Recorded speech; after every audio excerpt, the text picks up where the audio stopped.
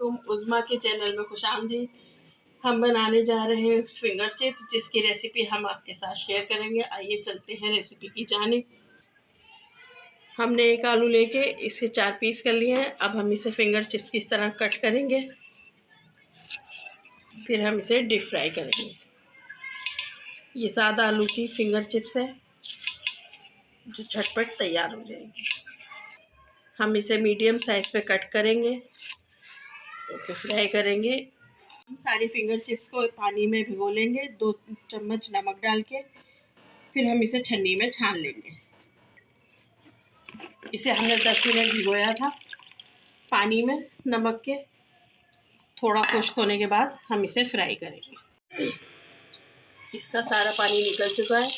अब हम इसे तेज़ आंच पे फ्राई करेंगे।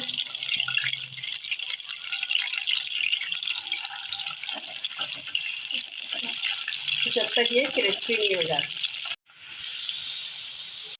अब हम इसे डिश आउट करेंगे।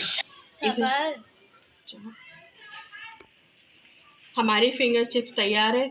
अब हम इसमें थोड़ा सा चाट मसाला डालेंगे और फिर इस्तेमाल करेंगे।